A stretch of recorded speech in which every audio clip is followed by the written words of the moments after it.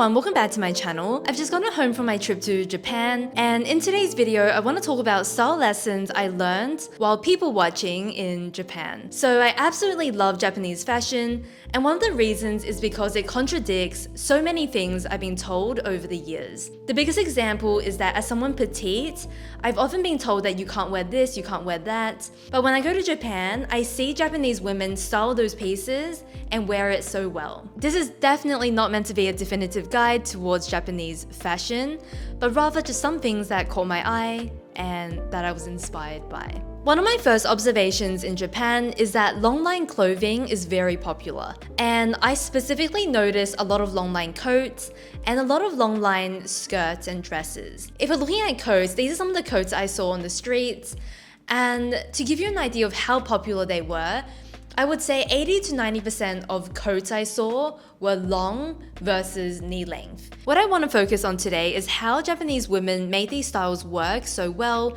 especially given that they are often very petite. And the idea of a long line coat for me is that it doesn't break the line of the body.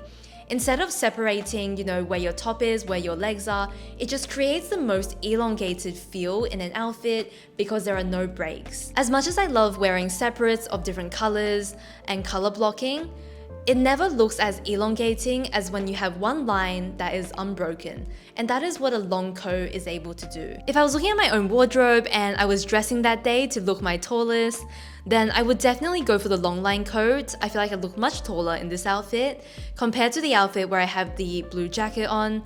I love this blue jacket for different reasons, but to look the tallest, the longline coat definitely wins. Let's talk about maxi skirts now, and I feel like these were again hugely popular. In Japan, there are definitely a lot of people wearing very mini styles, but if they're not wearing mini, they've gone the opposite and they've gone for a maxi.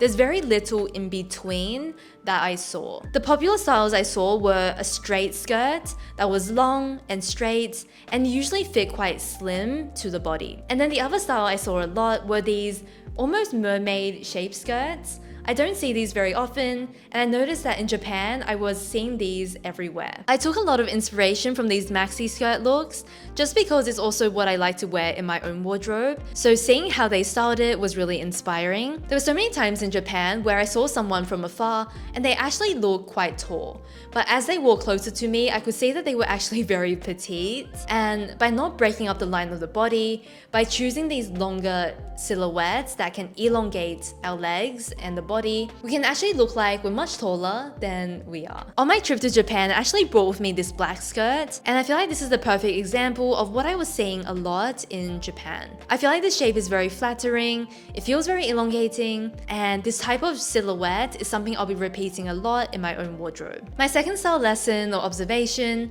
is that tonal dressing or low to medium contrast dressing was very popular. Let me explain what I mean through the images. So this outfit is kind of dark from head to toe. This outfit is using mid-tone colors from head to toe. And then this one is predominantly on the lighter side. This is really not to say that people didn't wear high contrast, they absolutely did.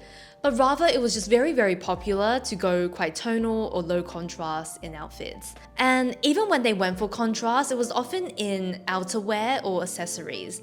So with this outfit, it's got black from top to bottom, and that really elongates the line of the body. And then she's gone for a contrasting jacket. This photo is actually staff styling from a brand I really liked while in Japan. But this type of look, I feel like I did see quite often. I feel like there are two reasons why this might be a popular way to dress. The first is that tonal is really elongating. It's kind of like the first tip I said, it doesn't break the line of the body as much as very high contrast. And then the second reason is just because it's more harmonious and balanced usually to go for low to medium contrast outfits. High contrast is a lot more statement, and I feel like for the average Japanese person, their style definitely leans quite conservative and it's very tasteful and elegant, and because of that I feel like low to medium contrast just suits really well. What I'm taking away from this for my own personal style is that I really love when we go for a tonal combination for our top and bottom. And then I love adding a contrasting jacket to the look. We've got the lengthening effect on the inside, and then we've also got that contrasting piece to add more interest. This style tip is definitely not to say that low contrast is better than high or to try and compare these, but rather if I want a more elongated look, I might go for lower contrast. If I want a more dramatic look, I might go for higher contrast. If I want more harmony, I might go for low. If I want to have something more daring and exciting, I might go for high. This is probably my absolute favorite lesson that I want to share, which is all about practicality. First example are nylon bags. I saw it on both men and women, and every time I saw it in an outfit, it just felt very chic and practical. The reason why I feel like these are really popular is because they're very lightweight, they weigh almost nothing, and then it's also very durable, so no matter what your lifestyle is, it will work really well and you'll have it for years to come. Because I was traveling in winter, there was a lot of snow in certain parts of Japan, and obviously bags like this are quite waterproof and you just don't have to worry. I found most of these images here online, but they are incredibly reflective of what I actually saw people wearing in Japan. These bags here from the Japanese brand Porter. This is a really popular brand with stores all around Tokyo and Japan, but if you're looking for a more affordable version, I see a lot of nylon bags at Uniqlo, and then even Muji has a version of a nylon bag that I also feel like is very minimalist and sleek. About a year ago, I purchased a brown nylon bag, and that bag I've been using every single day, whether that's for just like general bag purposes, or whether that's doing groceries, or running errands, or for my camera. I've been using the bag every day with my mini bags, and it's holding up really well. Puffers are a great example of a very practical item in the winter, but I don't always associate them as being very chic. Well, in Japan, all the puffers I saw just look really nice. And I feel like there were two popular styles. There were these crop styles that kind of hit above the hip bone, and they were often worn with these longline skirts with a lot of heat tech and thick socks underneath. So they actually look really warm because of this type of layering, but they still look really chic. And then on the colder days, I did see a lot of these longline puffers come back. What I was really inspired by is that so many people wore a puffer jacket and just looked really good in it, and they took something very practical and made it feel chic by choosing the right shape and style. Heat tech is another really good example of a practical item. Because a lot of Japanese women like wearing skirts, heat tech is kind of essential in the middle of winter. So this is one of those items that just allows the rest of our wardrobe to be super practical and allows us to have more freedom in what we wear just by layering heat tech underneath our clothes. Japan was really cold the week I visited, and still so many people wearing skirts and dresses with heat tech underneath, and I feel like smart layering just allowed them to do that. I also feel like I want to take a moment and just appreciate my Tibi nylon trousers. They kept me so warm in Japan. I did heat tech, I did these trousers, and in minus 30-degree weather in Furano, Hokkaido, I was still quite warm. They're thin, but they completely block out the wind and keep me dry in the snow. So they were very practical and just a great piece for winter. I do sometimes scoff a little bit at these nylon fabrics because in my head, it's just not as nice, but there really is a place for them where they're very durable and practical, and they will absolutely last a long time in my wardrobe. Today's video has really been quite chatty, so if you're enjoying today's video, I would love for you to go give it a like down below.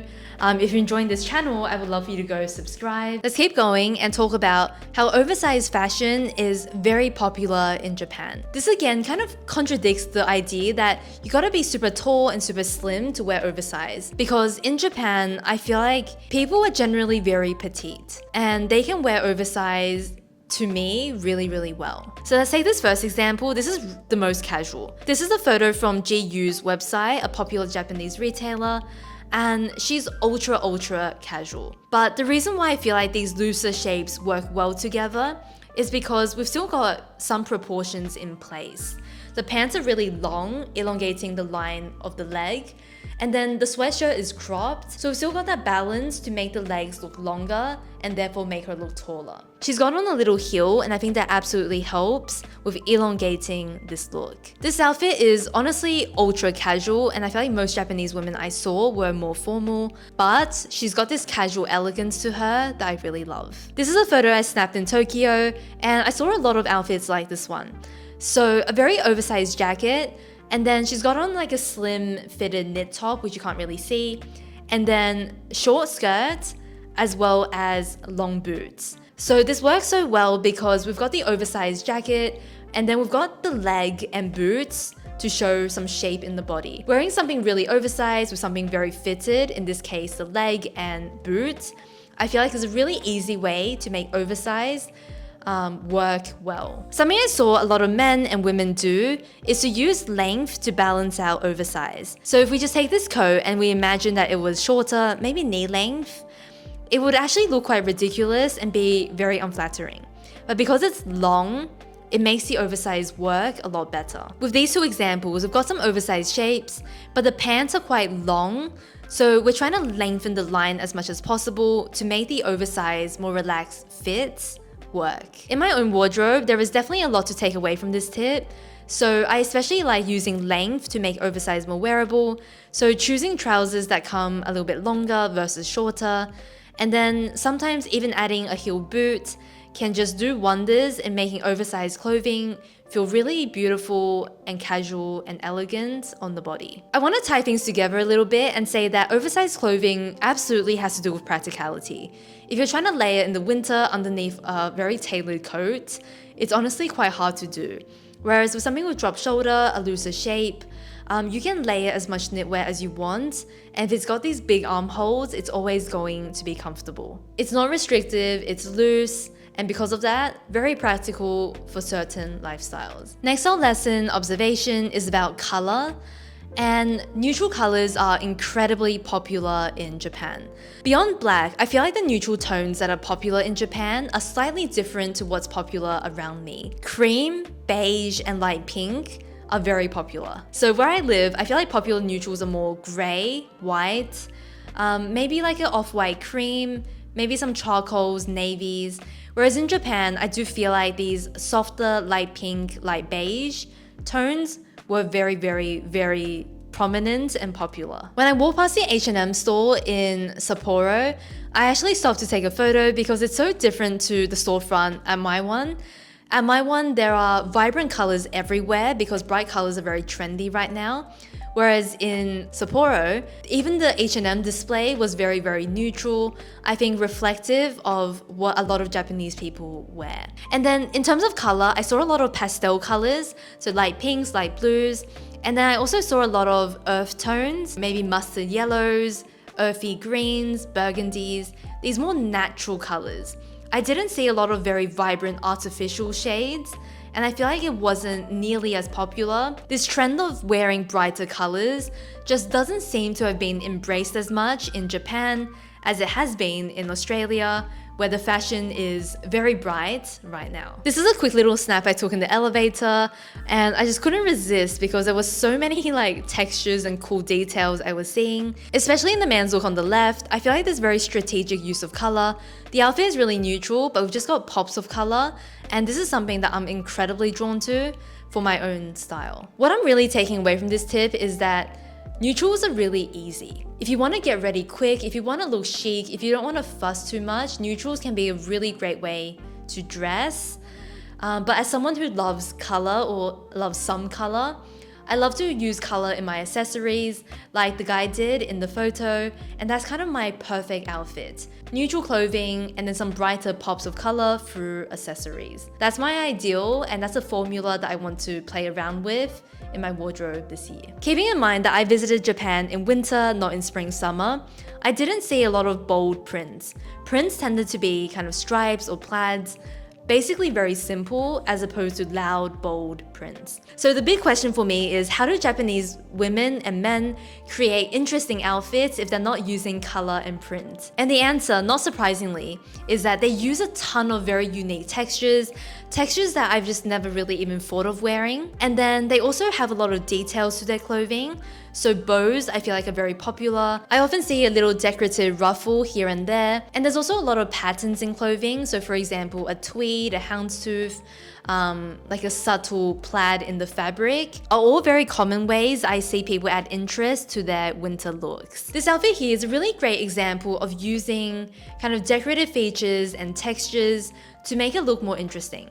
So the skirt firstly is textured. It's got this kind of speckled fabric which looks really nice. The top is this really fluffy kind of faux fur material, and then she's got a cute little bow in her hair. This elevator pic is also the perfect example because the girl's got on this incredibly textured knit. If you're wearing a neutral outfit like this one and everything was really flat in texture, it could be honestly just a bit boring. Whereas because she's got these cool textures, it looks amazing, and I'm super inspired by this way of dressing. For the guy on the left, his blazer is made from this amazing pattern.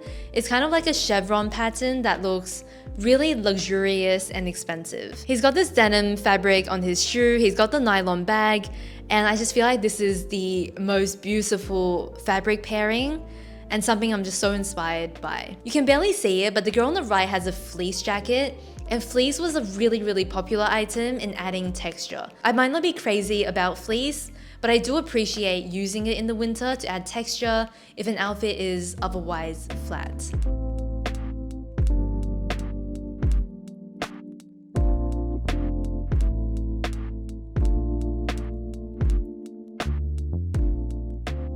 The final style tip I'm talking about is quick and easy, and it's just about unique layering. In Japanese fashion, I noticed that there's a lot of very cool ways to layer that I would not have previously thought about or ever thought about doing. Layering dresses over trousers and jeans is not really something I've tried before, but for the sake of experimenting, I'm kind of keen on trying this out. It looks very cool on her, and I want to try it because it seems simple enough to recreate, meaning that I have all of those pieces kind of somewhere in my wardrobe. Wearing a light knit or t-shirt and then adding this kind of oversized v-neck vest over it, I feel like is really cool. And I specifically included this photo because I have something like that vest, and I thought this would be cool to recreate. Some of these I would absolutely wear. Some of these are a little bit outside of my comfort zone, but I think it's always good to try something new in case we love it. Thank you so much for joining me today. Let me know in the comments below what you think of audio. Better, worse, the same? Let me know. If you enjoyed today's video, I would love you to go subscribe to follow along for more content. And you might also enjoy some of my other videos on my channel, which I'll link on the screen. Thank you so much for watching, and I'll see you next week. Bye.